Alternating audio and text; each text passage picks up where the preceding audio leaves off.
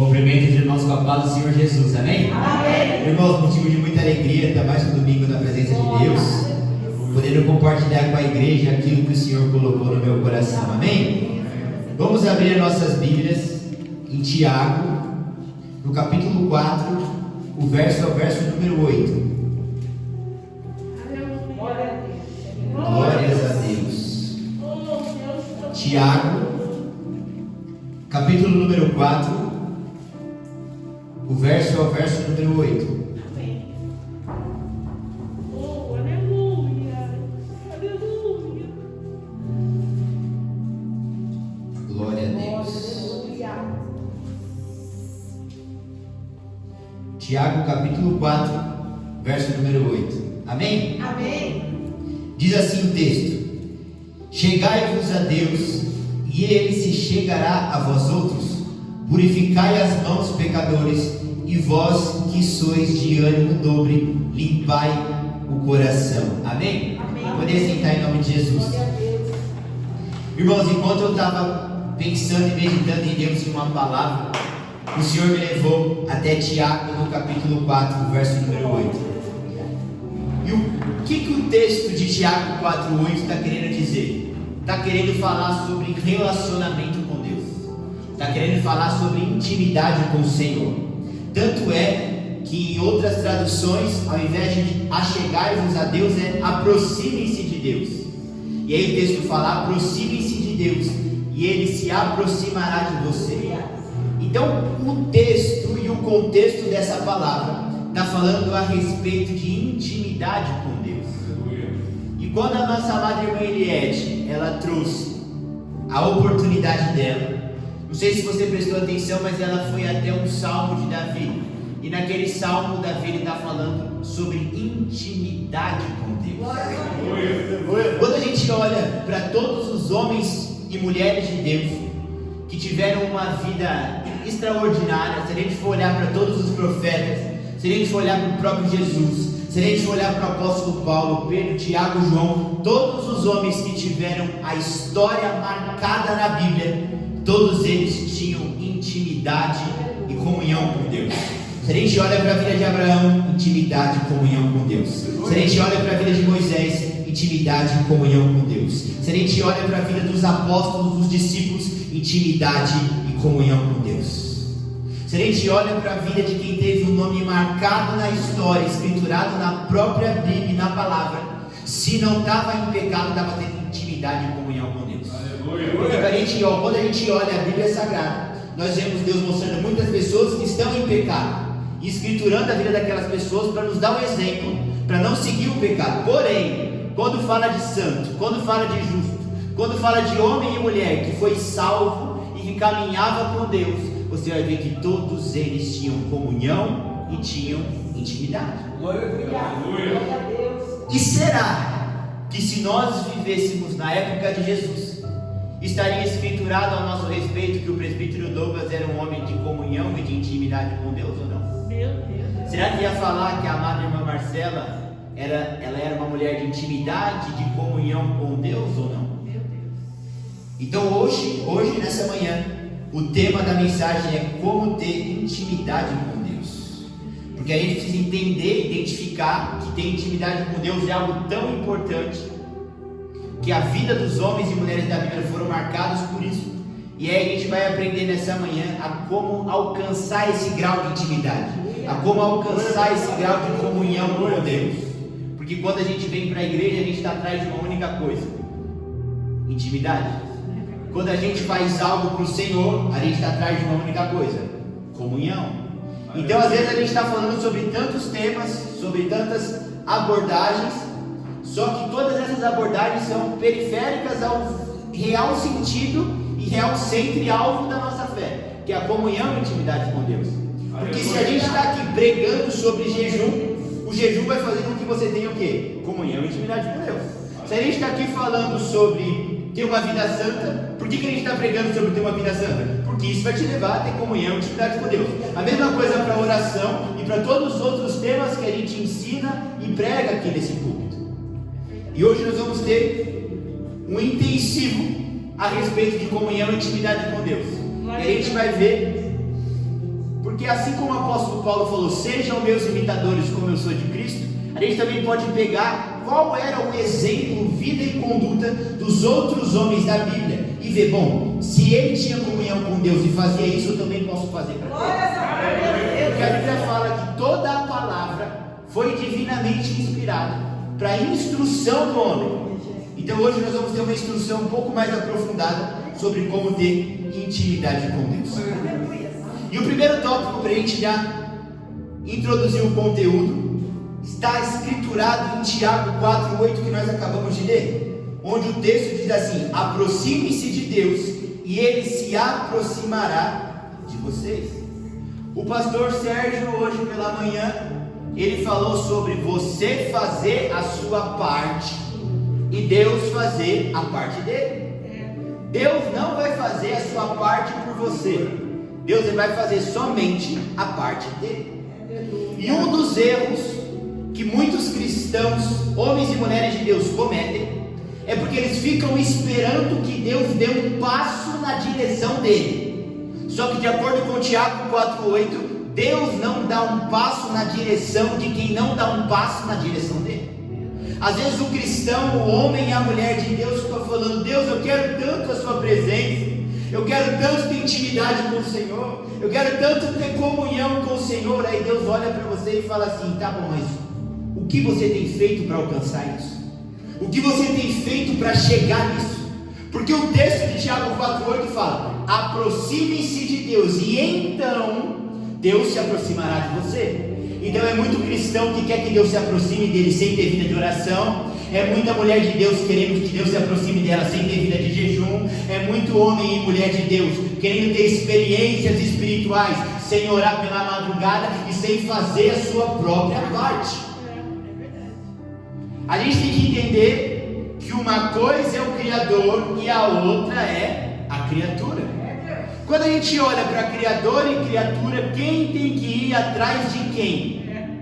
Quando a gente olha para Criador e criatura, quem tem que se esforçar para encontrar quem? O que acontece com muitos cristãos é que eles se colocam num pedestal. O cristão se coloca em um patamar de semideus. Então eu não preciso buscar esse Deus, eu não preciso ter uma vida de oração, de jejum, eu não preciso fazer nada. Por quê? Porque Ele vai vir até mim. Não, meu amigo, minha amiga, Deus não vai dar um passo na sua direção enquanto você não der um passo na direção dele.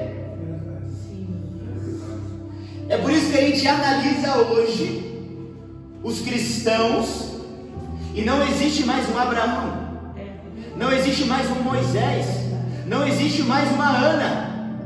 Onde é que está esse povo de Deus? Dá para contar no dedo o homem e a mulher de Deus que realmente tem essa comunhão da Bíblia. Por quê? Porque na medida e no passar dos anos, o púlpito começou a endeusar o homem e a humanizar Deus. Meu Deus. Então hoje em dia o púlpito endeusa o homem, coloca o homem no centro da mensagem e humaniza Deus. Então hoje as pessoas elas vão para a igreja para que Deus venha, e não é assim desde o princípio. No princípio o homem e a mulher vai para a igreja, ele dá o passo, ele jejua, ele ora, e então depois que ele fez a parte dele, Deus faz a sua parte. A gente tem que entender de uma vez por todas que essa busca pela comunhão e essa busca pela intimidade não é de Deus por nós, mas é de nós para Deus. Deus ele é multibilionário, como já falou o pastor Sérgio. Deus ele mora na cidade das cidades. Deus ele mora acima do terceiro céu. E quem que é o Douglas na fila do pão para achar que esse Deus vai dar um passo na direção do Douglas, sem o Douglas dar um passo na direção desse Deus? O miserável e o necessitado sou eu. Quem precisa de intercessão, de ajuda e de fôlego de vida sou eu. Enquanto o homem e a mulher de Deus não entender que ele não come, que ele não veste, que ele não respira, que o coração não bate sem a presença dele, ele não vai dar um passo em direção da comunhão e da intimidade com o Senhor. Então o resumo desse primeiro tópico é: não espere que Deus vai se aproximar de você enquanto você não se aproximar dele. E como que o homem e a mulher de Deus faz para se aproximar do Senhor? Através de disciplinas espirituais. Se Deus é um espírito, se Deus trabalha e vive no mundo espiritual, para eu me aproximar dele e ter comunhão com ele, eu preciso praticar princípios e obras e disciplinas espirituais. Aleluia. E quais obras, princípios e disciplinas espirituais são essas? Para que eu desenvolva comunhão e intimidade com esse Deus?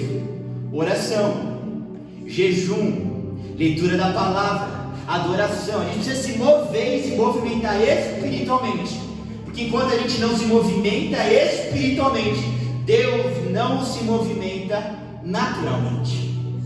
A gente tem que entender isso. É uma caminhada de intimidade, de comunhão e de aproximação. Então a gente tem que entender que nós que somos carnais temos que dar passos espirituais, para que Deus que é espiritual possa dar passos naturais em nossa direção. Se eu sou um homem que preciso de Deus, eu quero ter comunhão e intimidade com o Senhor, eu preciso dar passos espirituais em direção a Ele. Oração, jejum, leitura de palavra. Olha só o que está dizendo Tiago 4,8: aproximem-se de Deus, dê passos e caminhadas espirituais, e então o Rei dos Reis e Senhor dos Senhores, Ele dará passos naturais na nossa direção. Aproxime-se de Deus e Ele se aproximará de vocês.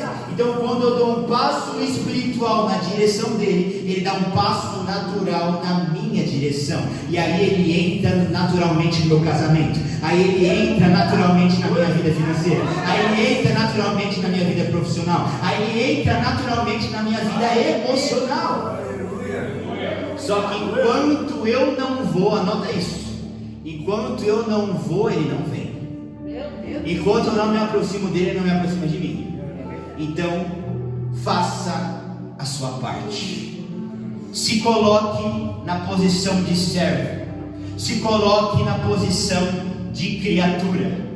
Porque Deus, Ele não precisa de você para nada. Ah, mas eu não quero pregar. Ele levanta o outro. Ah, mas eu não quero cantar. Ele levanta outra. Ah, mas eu não quero fazer a obra. Ele levanta, gente. Você acha que Deus não tem mão de obra para trabalhar para Ele? Você acha que Deus não tem recurso? Então é por isso que você precisa se movimentar e se aproximar desse Deus, e não ficar parado e nem parada. Deus não enche ninguém parado. Deus só enche pessoa que está em movimento. Deus não enche mulher do Espírito Santo com a mulher parada. Deus só enche a mulher do Espírito Santo com essa mulher estando em movimento. Deus não enche homem com visão, revelação, com experiências espirituais enquanto o homem está parado. Mas Ele enche o homem quando o homem está em movimento. Se aproxima de Deus, que Ele vai se aproximar de você. Você precisa se movimentar espiritualmente. Uma vez que a gente entende isso, a gente pode ir para o segundo tópico dessa mensagem. E o segundo tópico também está em Tiago 4,8. Se na parte A do versículo diz assim: aproxime-se de Deus e Ele se aproximará de você, na parte B diz assim: pecadores, limpem as suas mãos, e você que tem a mente dividida, purifique o seu coração. Então, nesse tema de intimidade e comunhão com Deus, a gente precisa entender de uma vez por todas que só é possível se aproximar de Deus e ter intimidade e comunhão com Ele através de uma vida de santidade. Olha o que ele está falando: aproxime-se de Deus e Ele se aproximará de você. Comunhão e intimidade. Pecador, limpa a sua mão, e você que tem a mente dividida, purifica o seu coração. Então, se o primeiro passo para me aproximar dele é eu me movimentar espiritualmente, o segundo passo para eu me aproximar dele e ter comunhão e intimidade é uma vida santa, lavada e remida. É ter as vestes alvas como a neve, brancas como a lã, e não carregar pecado, mas trazer para a minha vida santidade. Eu acho incrível como no mesmo versículo ele fala sobre intimidade e aproximação dele como homem. E nesse mesmo versículo ele fala: pecador, vai limpar a sua mão. E você que tem a mente dividida, vai purificar o seu coração. Então Deus, ele não engana ninguém. Deus, ele fala rasgado. Deus, ele fala muito claro. Quer ter comunhão e intimidade comigo? Renuncia ao pecado. Quer ter comunhão e intimidade comigo? Lava o teu coração. Quer ter comunhão e intimidade comigo? Trata de purificar essa mente. E aí o que acontece é, por falta de entendimento, eu acho que eu vivendo a vida do jeito que eu quero, eu praticando o pecado que eu quero, eu vivendo a minha vida ao Deus dará, eu vou ter intimidade e comunhão com esse Deus. E Deus lhe fala: não bonitinho, não bonitinha, não é do jeito que você quer, é do jeito que eu quero. E ele fala assim, ó: pecador, limpa a sua mão. E você que tem a mente dividida, purifica o seu coração. Quando a gente olha para isso, a gente consegue enxergar aqui dois níveis de pecados. O primeiro nível de pecado está relacionado à sua mão, à sua obra, o que você faz. Por isso que ele fala: pecador, limpa a sua mão. Só que o segundo nível de pecado, que é o maior nível de pecado que o homem e a mulher de Deus e que o crente possui na vida dele, não é muito nem o pecado da mão, da obra, mas é o pecado da mente dividida. Porque às vezes o cristão, irmã Marcela, ele olha e fala assim: bom, eu não bebo, eu não fumo, eu não cheiro, eu não prostituo. Ou seja, está falando da mão, da obra, do que faz. Só que o texto fala: pecador, limpa a sua mão, ponto e vírgula. E você que tem a mente dividida, purifica esse seu coração.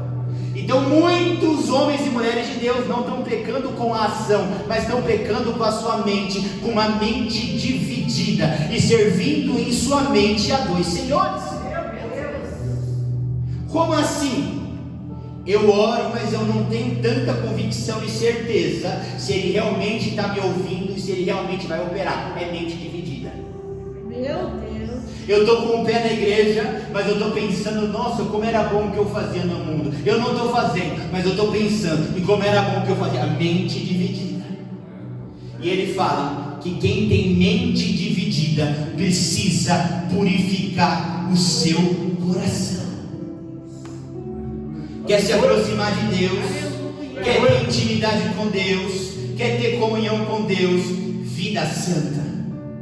E como que alcança essa vida santa? Em duas áreas. A primeira é limpando a mão, se você está fazendo e praticando o pecado. Ah, mas graças a Deus eu não faço mais isso. Então trata de começar a purificar a tua mente dividida. Aleluia.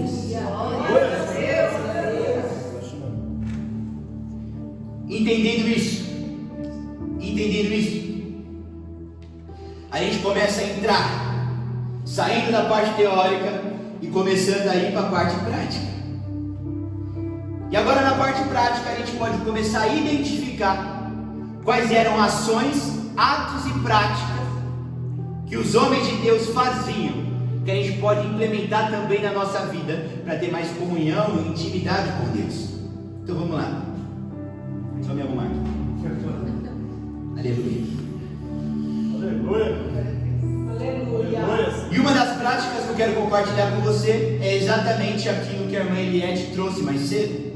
Se a gente for analisar Salmo capítulo 63, verso 6, diz assim o texto: quando me deito, lembro de ti e penso em ti durante as vigílias da noite. Quando me deito, lembro de ti e penso em ti durante as vigílias da noite. Se a gente for olhar e for enumerar quais foram os homens da Bíblia que tinham mais comunhão e intimidade com Deus, com certeza nessa lista vai ter o rei Davi. Tanto que a Bíblia fala: esse é um homem segundo o meu coração. Então quando a gente analisa e faz um ranking de homens que tinham comunhão e intimidade com Deus, talvez Davi está ali no top 3. E aí a palavra fala sobre uma prática comum dele, que muitos cristãos passam a vida desapercebido por essa prática. Muitos cristãos passam a vida e não implementam essa prática. E a gente tem que olhar para esses grandes ícones e homens da palavra como sendo exemplo. Então, se ele fazia A e era um homem segundo o coração de Deus, eu preciso fazer A. Se ele praticava B e era um homem segundo o coração de Deus e tinha intimidade, eu preciso praticar B. Se ele fazia C e era um homem cheio do Espírito, eu preciso implementar na minha vida e começar a fazer isso, porque eu também quero alcançar o resultado que ele teve. A gente tem que começar a ver, irmão, que o resultado ele deixa rastro. Resultado deixa rastro. Então, se esse homem tinha resultado, na Bíblia tem um rastro do resultado que ele teve. Então, deixa eu analisar isso, deixa eu me aprofundar nisso e ver o garimpando espiritualmente o que eu posso trazer para a minha vida do que ele fazia. E às vezes a gente acha, irmã Marcela, que é uma coisa tão profunda, mas a gente começa a analisar, esmiuçando a Bíblia com binóculo, com lupa, analisando versículo por versículo, que muitas das práticas que os grandes homens de Deus faziam eram coisas mínimas, básicas e do dia a dia. Se não fosse importante o que está escriturado em Salmo 63:6, Deus não tinha deixado de ser escriturado, e está há mais de 2000 anos de pé, e nunca ninguém arrancou isso da Bíblia. Se não fosse importante o que está escrito aqui nesse versículo, nunca teria sido escrito isso aqui. Mas a Bíblia fala que toda a Bíblia é divinamente inspirada, versículo por versículo e palavra por palavra. E toda a Bíblia, além de ser divinamente inspirada, ela tem um cunho de ensino. Então, se tem um cunho de ensino, tem algo aqui em Salmo 63:6 que é para me ensinar e que é para te ensinar. Aleluia! Mas o que é que está escrito em Salmo 63:6? Está falando a respeito de um homem segundo o coração de Deus, que tinha muita comunhão e intimidade com o Senhor. E sabe que ato grandioso que esse homem está fazendo? Ele está pensando em Deus com a cabeça no travesseiro. Ele está pensando em Deus antes de dormir. Ele está pensando em Deus quando a cabecinha dele encosta no travesseiro. Olha só o que diz o texto, ó. Quando me deito, põe a cabecinha no travesseiro, lembro-me de ti e penso em ti durante as vigílias da noite. Às vezes a gente quer espiritualizar demais as coisas. E Deus está falando, tem práticas simples e básicas que você pode fazer na sua cama deitado e ter mais comunhão comigo. Tem coisas práticas e básicas que você pode implementar lá no seu quarto, irmão Eduardo, com a cabecinha no travesseiro, e já ter mais comunhão e intimidade com Deus. Aleluia. Só que tem muitos homens e mulheres de Deus que passam a vida pela terra 20, 30, 40, 50 anos, e por não dominarem isso aqui. Por que você acha que o judeu, irmão, se você for analisar a história do judeu, ele carrega com ele no cabelo, na testa, não sei o que é, mas é tipo um bolsinho com as escrituras. Aí ele pega, tira o bolsinho, ele lê, está sempre no bolso, está sempre em contato com a palavra. É verdade. Porque o judeu, ele sabe que detalhes fazem toda a diferença. E nós temos que nos espelhar na história, na trajetória e na vida desses homens, gente. Se está escriturado aqui, os judeus, o povo de Deus, nós que somos estrangeiros, temos que nos adaptar aos costumes dessa nova pátria. Aleluia! Nós temos que expulsar isso aqui, nós temos que comer isso aqui com arroz, feijão e farinha todo dia, para nos acostumar com isso, para nos adequar a isso. Porque às vezes a gente acha que para eu ter uma comunhão com Deus, eu preciso, gente, fazer um jejum de 8 meses sem parar. Isso é bíblico, fazer jejum. Eu preciso fazer algo. E a gente deixa pequenos detalhes da Bíblia passar. Aleluia. Porque eu tenho certeza que você não consegue jejuar de hoje até o fim da sua vida sem parar. Mas você consegue de hoje até o fim da tua vida, toda vez que você botar a cabeça no travesseiro, pensar nele. Glória a Deus. Eu tenho certeza que talvez você não vai conseguir de hoje até o fim da sua vida Você está todo dia dentro da igreja, mas de hoje até o fim da tua vida você consegue todo dia colocar a cabeça no travesseiro e pensar nele e lembrar dele. Então às vezes a gente está olhando muito para as coisas grandes.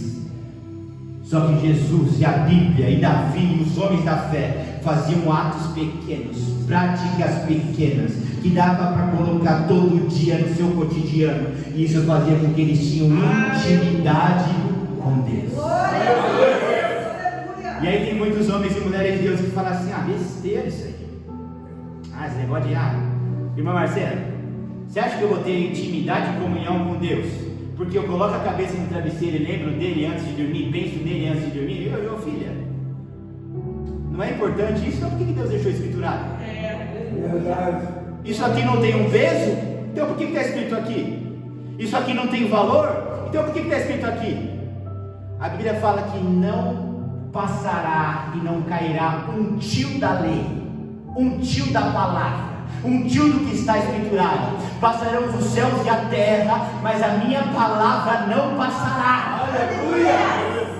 Então a gente tem que dar o mesmo peso e a mesma medida para aquilo que está em Gênesis, para aquilo que está em Apocalipse, porque foi inspirado pelo mesmo Espírito e foi escriturado pelo mesmo Deus. Por que a gente coloca tanto peso no Salmo 23 e tanto desprezo no Salmo 63? Por que a gente coloca tanta carga de autoridade e virtude no Salmo 91 e descarta o Salmo 63, verso 6? O que eu quero te ensinar falando isso é que Davi nos deixa uma lição clara, simples e básica que você pode implementar hoje e ter resultado. E que prática é essa? Para ter intimidade com Deus, você precisa pensar em Deus antes de dormir.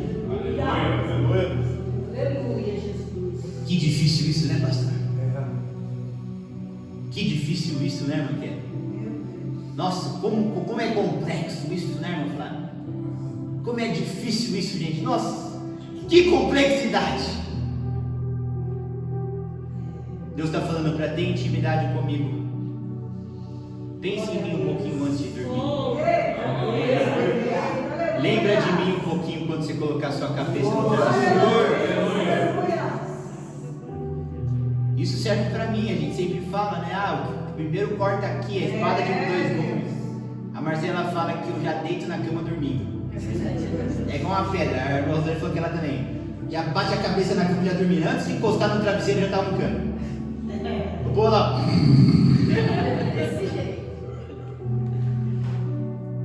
E a Bíblia está falando de um homem que tinha muita comunhão com Deus. E uma das práticas e ações que ele tinha todo dia é deitar na cama dormindo. Não, eu vou um pouquinho mais cedo.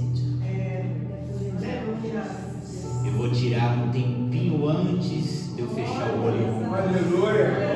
Eu vou separar um breve intervalo antes de eu pegar no sono. Mas o que você vai fazer? Eu vou botar a cabeça no travesseiro, vou me lembrar de ti e vou pensar em ti, Senhor. A gente acha que é algo tão complexo, mas de tanta coisa que Davi tinha para escrever, gente, olha aqui para mim. Um homem que com uma pedra acertou a testa do gigante. Um homem que ele teve as mulheres mais lindas da terra para ele. Um homem que teve a riqueza de um rei, de Deus colocar ele assentado num trono. Um homem que tinha tanta história, que quando ele era um jovem, ele arregaçou e arrebentou com um urso e com um leão. Um homem forjado em guerra, arrancador de prepúcio. Quanto que tem que matar? É prepúcio que vocês querem? Dá a espada aí que a gente vai arregaçar, acabar com eles. Glória a Deus. Um homem que tocava a sua harpa e havia manifestação espiritual. Porque a Bíblia fala que Deus mandou um espírito para atormentar Saul. Só que quando aquele jovem dedilhava aquela harpa, ele tinha refrigério na alma dele. Porque quando ele tocava o instrumento, o espírito mal ia para longe. Um homem com toda essa experiência, ele pega a caneta dele, ele pega a pena, que na época não tinha caneta, ele pega a pena, pega a tintinha. Vai escrever, Davi, o que você vai falar? De experiência de matar leão? Como é que é? Experiência de reinar, de governar? Não. Eu vou escrever que antes de dormir, quando eu botava a cabeça no travesseiro, eu lembrava dele, e isso me dava intimidade com ele. Penso tanto de coisa que tinha naquele coração, mas ele falou assim: opa, isso aqui não pode ficar de fora. Na minha trajetória de escritor, isso aqui não pode ficar de fora da minha biografia. Porque isso aqui, o Salmo, é a biografia de Davi. A minha biografia, aquilo que conta a minha história, a minha trajetória. Escreve, porque não pode ficar de fora. O que você fazia, Davi? Eu punha a cabeça no travesseiro e pensava nele antes de dormir. Nossa, mas gente do céu, que complexo isso, né? Quem tem travesseiro aqui, gente?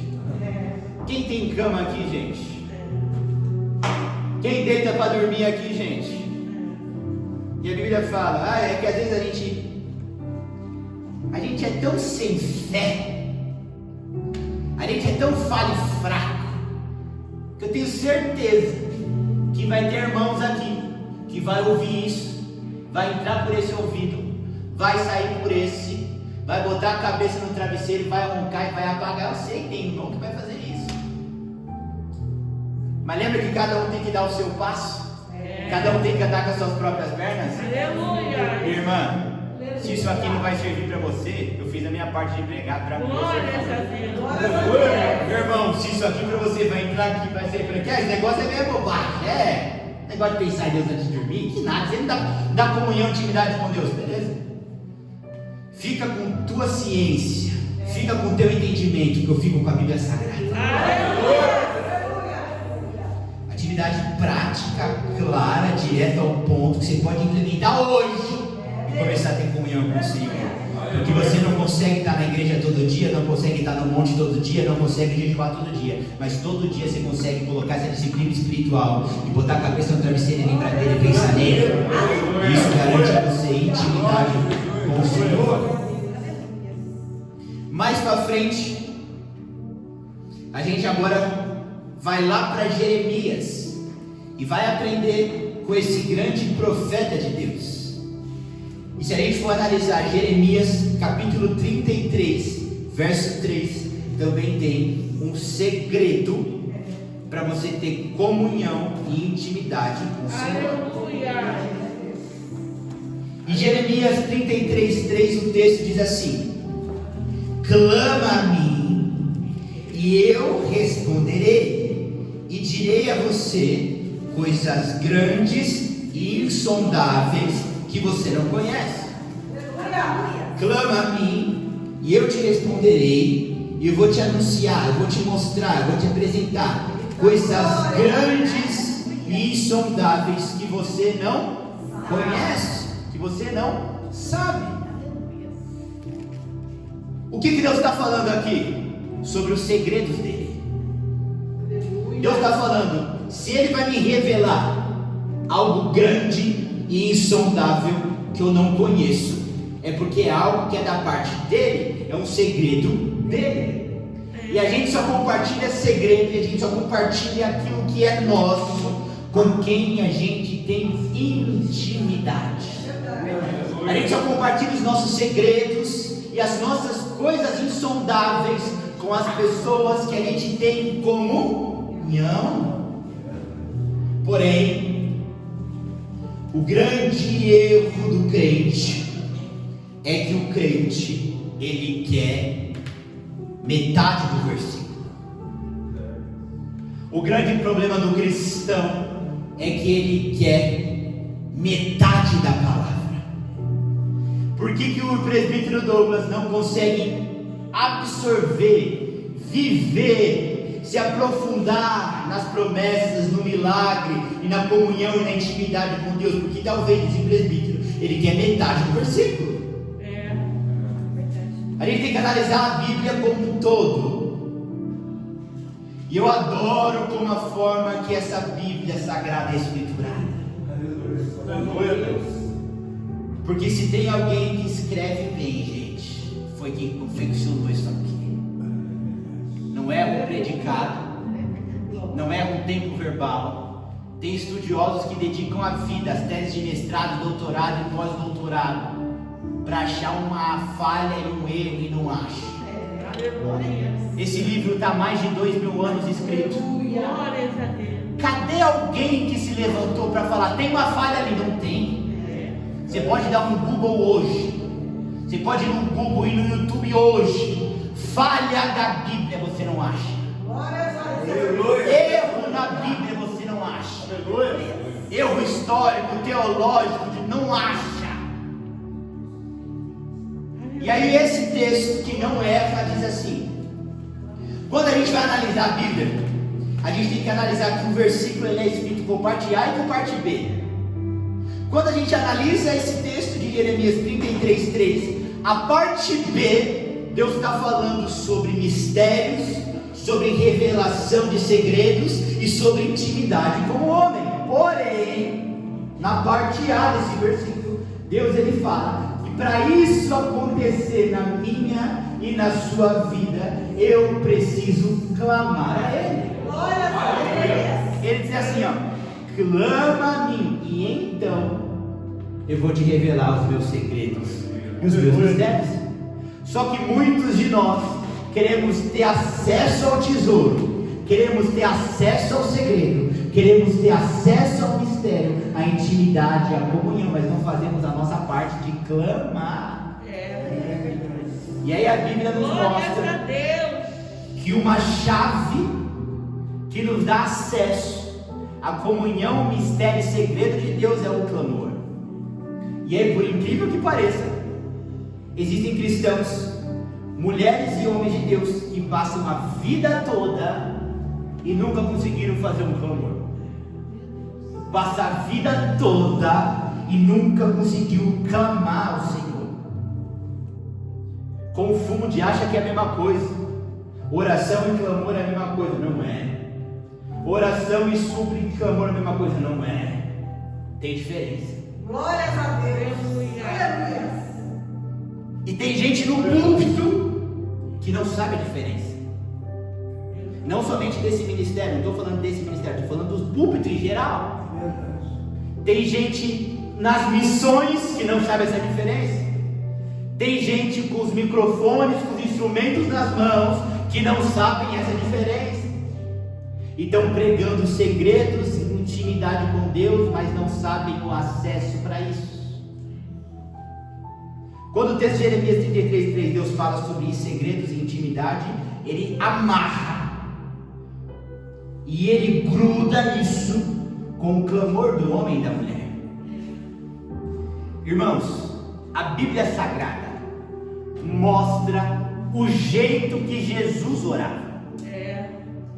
E se você for analisar o jeito que Jesus orava na vida dele, você vê a diferença da oração para o clamor. Na vida de Jesus, no ministério de Jesus, você enxerga a diferença da oração para o clamor. Quando Jesus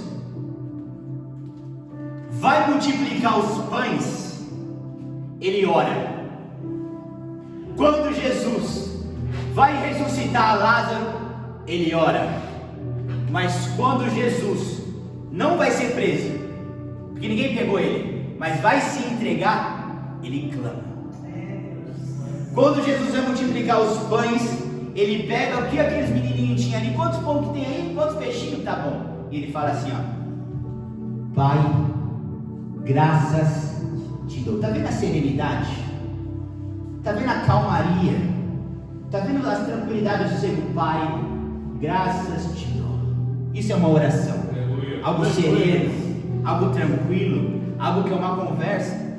Quando Jesus vai ressuscitar Lázaro, ele chega de frente para a pedra e ele fala assim: Pai, graças eu te dou, porque sempre me ouves. Está vendo a serenidade nisso? A tranquilidade nisso? A conversa que há nisso? Mas na noite anterior dele ir para a crucificação, você não vê um Jesus de pedra no graça, mas você vê um Jesus prostrado com a cara no pó. O texto fala, irmã Kelly, que Jesus, quando clamava, não era de pé, era de joelho. E a Bíblia fala o seguinte, que não era somente de joelho, era com a cara no pó, com a cara na terra.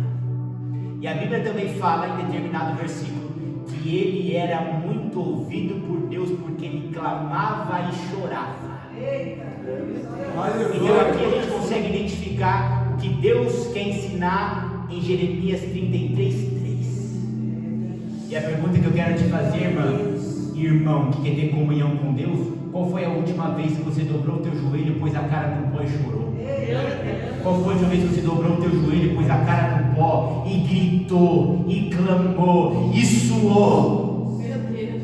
A Bíblia fala que naquela noite, antes dele ser traído, antes de vir Judas com um soldado, o nosso Senhor, ele transpirou sangue, ele clamou, ele chorava, ele estava ali falando: Deus, se possível passa de mim esse cálice. Você tem que entender que a temperatura da oração foi outra. Que às vezes a gente vê ele muito manso, muito humilde, muito orando, mas na hora que ele precisou do auxílio e da ajuda do Senhor, naquele momento de aflição, ele muda o tom da oração, e aí ele cambia, ele troca, ele não está mais orando, mas ele já está clamando, ele não está mais fazendo um pedido calmo, ele já está suando. Eu imagino, irmãos, que quando ele chega para falar com aqueles discípulos, ele está com a roupa toda molhada. Ele está com a roupa molhada, e ele está com a roupa toda vermelha, porque a Bíblia fala que ele transpirou sangue, e ele está suado, e ele olha para aqueles caras e fala assim: não é possível que vocês estão dormindo. Meu Deus! E ele volta, e ele repete a mesma oração, chorando, de joelho, com a cara no pó, transpirando sangue. Gente, vocês têm que entender isso aqui, a temperatura dessa oração. É verdade. A temperatura dessa oração. O ovo não cozinha se a água não ferve. O feijão não cozinha se a panela de pressão não ferve. Você não consegue fazer o teu café com a água fria ou com a água morna. A água tem que ferver. O crente tem que entender que para as coisas acontecerem espiritualmente, a temperatura tem que mudar. A temperatura da oração tem que mudar. A temperatura do que você fala tem que mudar. Porque às vezes é aquela mesma oraçãozinha murcha. Senhor, meu Deus e meu Pai, eu agradeço pelo pão, eu agradeço pela coberta neste frio, eu agradeço pelo teto sobre a minha cabeça. Amém. Que temperatura é essa, irmão Eduardo? Que temperatura é essa, presbítero Douglas? Tem cristão e tem crente, irmão José, que nunca derramou uma lágrima. Nunca colocou o travesseiro no rosto e gritou ali para abafar. E não experimentou ainda o que é um clamor. Eu já tive experiência de orar com pessoas e essa pessoa entrar num nível de clamor que depois da oração ela fez assim com a camisa, ó. Torceu e molhou o chão. Eu já tive essa experiência, eu já vi gente orando junto comigo e depois da oração torcer a camiseta e a camiseta cair de suor. Por quê? Porque aquela pessoa não estava orando, aquela pessoa estava clamando. Glória a Deus. E por experiência própria, não deu uma semana, a resposta daquele clamor chegou. A resposta daquela oração chegou. E eu testemunhei. Lembra daquela oração? Sim, chegou a bênção, chegou a vitória. Mas por que você aconteceu? Porque ele mudou a temperatura, gente. Por que isso aconteceu? Porque ele enfiou o pé na intensidade, gente. O crente tem que entender que espiritualmente a temperatura com que você ora muda o nome. Porque de acordo com a temperatura que você ora, o anjo olha e fala assim: não está mais orando, mas está clamando. A gente tem que entender, irmão, que a oração é como um bule. Não faz o barulhinho? Quando você colocou lá no fogo, tá como? Tá quietinho. Mas quando tá fervendo, todas as pessoas da casa falam assim: a água ferveu ali. Qual foi a última vez que o teu marido falou: hoje ferveu naquele quarto? Qual foi a vez que o seu filho falou: hoje ferveu naquela sala? Hoje ferveu naquela cozinha? Por quê? Porque eu escutei aquelas lágrimas, eu escutei aquele choro, eu escutei aquela oração. Deus está falando de intimidade e de comunhão. Ele está falando de segredo. E para isso, irmã Eduardo, é com clamor. Então não pensa não, presbítero, vai colocar esse terninho, vai dobrar o seu joelhinho, vai fazer uma oração de boca e não de alma, e vai alcançar os mistérios e segredos de Deus, porque não vai. A gente tem que entender a importância do clamor para ter intimidade com Deus. A gente tem que entender a importância do clamor para ter comunhão com o Senhor. Qual foi a última vez que a água ferveu, irmã Flávia? Qual foi a última vez que a água ferveu, irmã Viviane? Enquanto você não afoguear essa oração, ela vai continuar com o nome de oração. Você tem que tacar tanto coração naquela oração e tanta alma naquela oração, que o anjo fala assim: já não está mais orando, mas está clamando. Eu tenho algumas alunas, irmãos, e aí elas não sabem a diferença de oração para clamor. Eu vou usar um exemplo que qualquer criança sabe. É o que eu ensino para elas, eu vou ensinar para vocês. Eu ensino para elas que oração é como se você pegasse o seu telefone e ligasse para o seu pai para conversar, ligasse para sua mãe para bater papo. Nossa, que saudade, como é que você está? E aí, como é que está a vida profissional? Ah, tá assim, tá assim, tá assim. Como é que está o casamento? Tá assim, tá assim, tá assim. Aqui você está orando. Mas no clamor, você vai pegar esse telefone e não vai ligar para o teu pai, vai ligar para o SAMU. No clamor você vai pegar o telefone e vai ligar para o 90. Quando você liga para o SAMU ou para o 90, você fica sereno? Você pede socorro, você fala pelo amor de Deus, você fala eu preciso de ajuda, você fala assim: manda logo, eu não posso esperar, quanto tempo que demora? Você clama, você grita, você pede socorro, você pede ajuda. E o crente, ele está acostumado com a oraçãozinha dele, algo sem temperatura, algo sem alma. A Bíblia fala que quando você está ansioso, você tem que fazer 3 coisas. Filipenses 4:6: oração, clamor e ação de graça. Eu estou falando que não é para orar, não. A Bíblia fala para orar, mas o problema é quando a gente só para na oração. A gente também tem que saber clamar ao Senhor. Aleluia. A gente também tem que saber aumentar a temperatura. A gente também precisa saber colocar a cara no pó e chorar, porque enquanto a gente não faz isso, a gente não tem comunhão e intimidade com o Senhor. Jeremias 33:3: eu só vou me revelar o teu segredo e a minha intimidade quando você parar de orar, quando você começar a clamar, mulher. E aí, no mesmo salmo de Davi 63, no mesmo salmo que Davi ele fala sobre pensar em Deus antes de dormir, Davi também entrega outro código, outra chave e outra senha na nossa mão para ter comunhão e intimidade com Deus. E aí o texto diz assim, ó Deus, tu és o meu Deus, vírgula, de madrugada te busca. Eita Deus, poderoso. Ó Deus, tu és o meu Deus, de madrugada te buscarei. Aleluia. Eu não sei se vocês sabem, irmãos, mas tem muito crente hoje contrário à oração da madrugada, porque eles querem a Bíblia sem sal deles. E por quê? Existe um versículo lá em Provérbios que diz assim: aqueles que me buscam pela madrugada me encontrarão. Porém, esse versículo de Provérbios, aqueles que me buscam pela madrugada me encontrarão, se a pessoa for olhar o título, não é Deus falando com o homem, mas é a sabedoria falando com o homem. E aí a sabedoria está falando assim: aqueles que me buscam, a sabedoria falando, aquele que busca a sabedoria pela madrugada vai encontrar a sabedoria.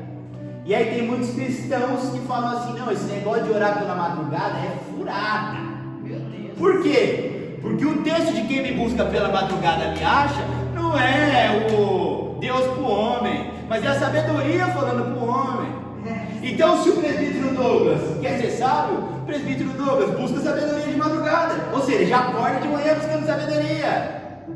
Só que o texto que a gente leu aqui na palavra do Senhor, em Salmo 63:1, da vida de um homem que tinha intimidade, comunhão com Deus, ele está falando: ó Deus, Tu és o meu Deus, de madrugada te buscarei. Ah, mas lá em Provérbios é a sabedoria, tá? Mas em Salmo 63 é Deus falando. Ah, mas lá em Provérbios é a sabedoria para o homem, mas em Salmo 63:1 é o homem falando para Deus. É o homem com comunhão, com intimidade, com experiência com Deus falando: Tu és o meu Deus, e pela madrugada eu vou te buscar. Então a gente consegue aprender com Davi que um dos segredos, mais um dele, para ter comunhão e intimidade com Deus, é orar pela madrugada. Algumas pessoas, elas costumam brincar que de madrugada a fila é menor. E se a gente for analisar o reino de Deus como sendo um delivery espiritual que precisa chegar, gente. Precisa chegar pedindo e sair resposta. Chega pedindo e sai resposta. Chega pedindo e sai resposta. Quando você está de madrugada, a concorrência diminui. É uma alusão, mas faz sentido. O pastor falou que aquele que mais faz, mais recebe. Aquele que mais se esforça, mais colhe. Então, quando Davi está falando que pela madrugada ele vai buscar Deus, pensa que Deus não dorme. A Bíblia fala: aquele que te guarda não dorme. Então Deus olhando para a terra, vê o presbítero Douglas roncando, vê o presbítero Douglas babando, e vê a irmã Elié chorando. A irmã Elié está mais interessada. Dorme, irmã Elié, te achava que você precisa. Deus olha para a terra e está o presbítero lá sonhando. O irmão José de joelho dobrado. Ih, o presbítero não quer nada com nada. O presbítero não está com pressa. Oh, irmão José, achava que você precisa. O que Davi está ensinando para a gente é que um dos segredos para ter intimidade e comunhão com o Senhor é a oração pela madrugada. Irmão, há quanto tempo você está orando por essa causa? Faz um experimento aí na sua vida. Ora pela mesma causa, só que em vez de orar de dia, ora pela madrugada. Pega essa mesma causa, esse mesmo problema que você não está conseguindo resolver com a oração de dia, bota a oração de madrugada. Bota isso aqui à prova. Bota isso aqui no fogo. Prova essa palavra, experimenta nessa palavra, que você vai ver que o resultado vai ser muito melhor, muito maior. Aleluia. A gente tem que entender que medidas, ações desesperadas, precisam de medidas desesperadas, gente. A gente tem que entender que existe uma hierarquia da resposta que a gente precisa. Existem respostas que de dia dá conta, mas tem respostas que é pela madrugada. Existem respostas que no carro você encontra, mas tem resposta que só vai descer no monte. Tem respostas que que é no dia a dia, lá no teu quarto, com o joelhinho dobrado, mas tem respostas que é dentro da igreja que você vai receber. Então o que a gente está fazendo aqui nessa manhã é munir da munição e da ferramenta para a igreja de Deus. Eu estou falando que você tem que parar de orar de dia e só tem que orar de madrugada, não. Mas eu estou te ensinando uma nova ferramenta que você pode implementar na sua vida e ter resultado. O irmão Osmar, ele tem umas caixas de ferramenta, assim como o irmão Osmar, o meu sogro, que eu acho lindo, mas se você me der, eu não sei fazer nada. Mas é umas caixas lindas, e puxa aqui, puxa lá, e abre, e sobe, e tem várias. Por quê? Porque cada coisinha tem a ferramenta certa. Esse parafusinho aqui, ó, é de 5 milímetros, então me dá a ferramenta de 5.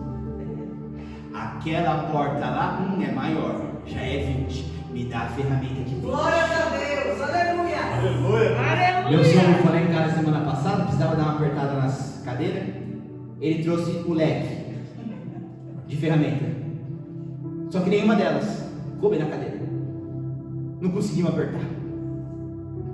Isso significa que cada situação, uma ferramenta específica. Aleluia. Nessa manhã, a gente está recebendo as ferramentas do Senhor. Aleluia. Porque tem parafuso que você aperta com oração, mas tem parafuso que só aperta com clamor.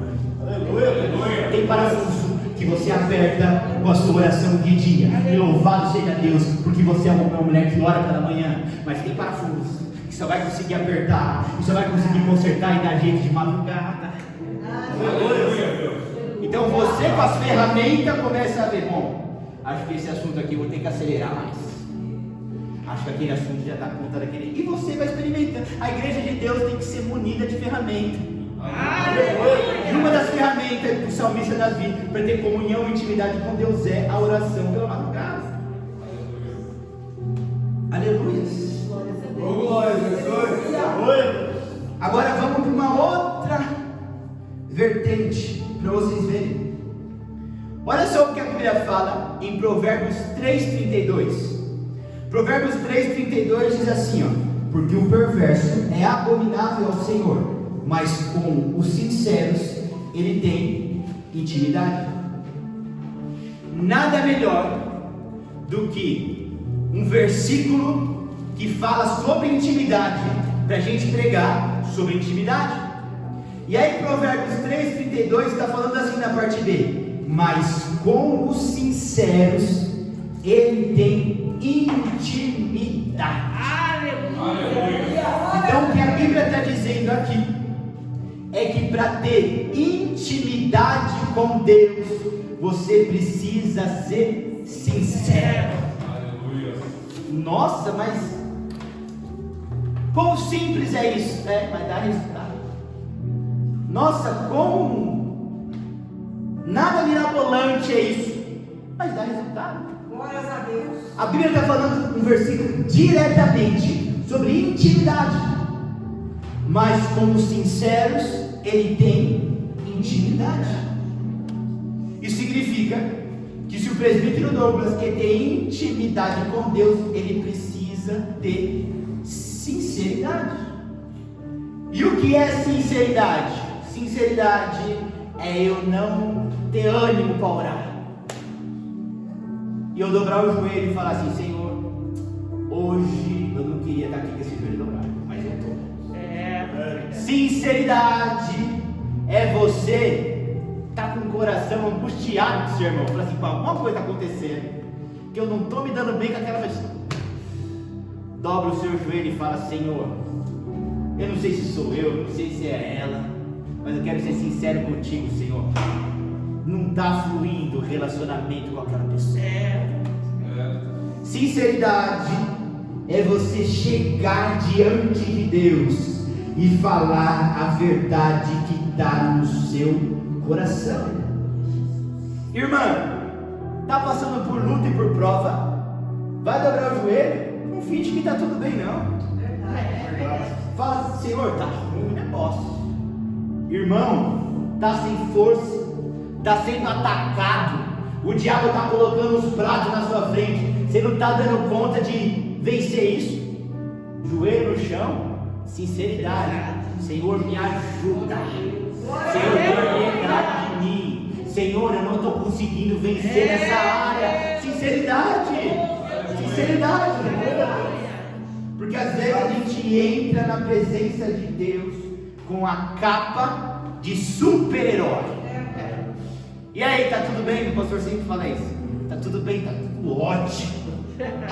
Mal sabe a pessoa que a vida dela tá quebrada. Com Deus não é assim, gente. Mas com os sinceros, Ele tem intimidade.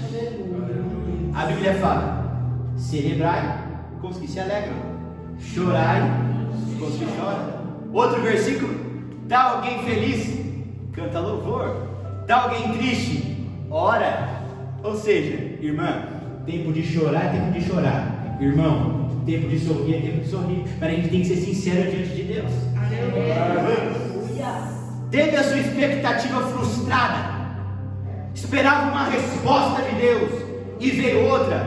Dobra o joelho e fala: Senhor, vou ser sincero aqui contigo, Pai. Eu esperava essa situação diferente. O Senhor esperava que acontecesse isso, aconteceu isso, meu Deus. Eu tinha tanta expectativa naquilo e foi frustrado. O que está acontecendo, meu Deus? Eu não estou bem, Senhor. Senhor, eu não estou bem. Eu sei que eu tenho que ir para a igreja, eu sei que eu tenho que ir para o culto, mas não sei o que está acontecendo, Senhor. É uma soneira que dá, é uma leseira que dá. Gente, seja sincero com Ele. Seja sincero com Ele. A Bíblia está falando, como sinceros, Ele tem intimidade. Quando você dobrar o joelho, quando você conversar com Deus, esse é um sinal que eu tenho que parar já. É verdade. Esse é um sinal que está chegando no final. E eu vou parar por aqui, irmãos. Sinceridade com Deus. Aleluia. Está gostando? Fala que está gostando. Não está gostando? Fala que não está gostando. Mas não é um falar que não está gostando querendo legislar. É somente sendo sincero. Verdade. Porque Jesus, quando chegou ali diante de Deus, ele falou assim: ó, se possível, passa de mim esse cálice. Ele estava sendo sincero, ele estava falando assim: meu Deus do céu, eu não quero beber isso, eu não quero provar isso, eu não quero viver isso. Sinceridade. Mas ele falou: contudo, que seja feita a sua vontade e não a minha. A Bíblia fala que depois que ele falou isso, veio os anjos, serviram ele, e quando chegou os soldados, a temperatura já estava outra. Aleluia. Porque quando Jesus se levantou daquela oração, que ele falou: se possível, passe de mim esse cálice. Quando o soldado chegou, ele não achou um cordeiro, ele achou um leão. Aleluia. Levanta, vamos embora. Chegaram. Quem sou eu? Quem é Jesus? Sou eu. Eita Deus, aleluia. Por quê? Porque a sinceridade dele diante de Deus ergueu ele. Deu a ele ânimo, força e autoridade para enfrentar aquilo que estava para chegar. Mas se Jesus, naquele momento, não fosse sincero com Deus, talvez ele não fosse restaurado com essa energia, vigor e autoridade para enfrentar o soldado quando o soldado chegou. Mas a sinceridade de Jesus naquela oração: Senhor, vou te falar, Pai, foram quantos anos? 33. Quantas coisas eu tive que fazer? Curar, vir para essa terra, curar enfermos, expulsar demônio. Agora chegou o grande finale, Pai. E eu vou te falar: acho que eu não quero não. Desde aquele dia lá no céu, a quem enviarei? Envia-me a mim.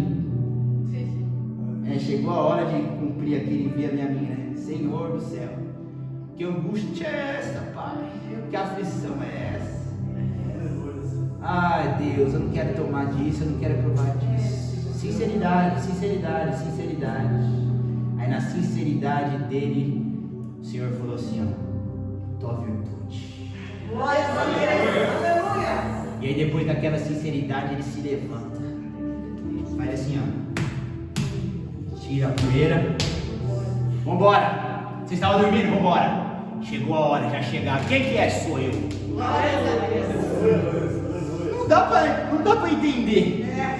Uma pessoa que está chorando, transpirando sangue, pedindo ajuda, falando que não quer enfrentar aquilo. Logo depois, quem que é? Sou eu?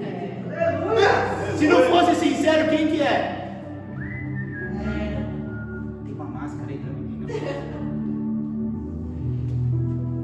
Deixa eu me ocultar igual eu me ocultei tantas vezes, eles não me pegaram. Vou me ocultar de novo. Não, a sinceridade trouxe virtude. Quem que é? Sou eu. Aleluia. Então a gente só vai conseguir alcançar esse nível de intimidade com Deus, de capacitação, quando a gente for sincero com o Senhor. Porque Provérbios 3:32 fala que com os sinceros Deus tem intimidade. Aleluia. Irmãos, eu espero que essa palavra tenha alimentado o seu coração, como alimentou o meu. Nessa manhã foi dado muitas ferramentas para nós, ferramentas práticas. Aleluia. Às vezes a gente fica só na teoria, mas ferramentas práticas e ferramentas simples. Mas se você pegar essas ferramentas e implementar na sua vida, eu tenho certeza que vai dar resultado. Amém? Aleluia. Eu agradeço a minha oportunidade em nome de Jesus.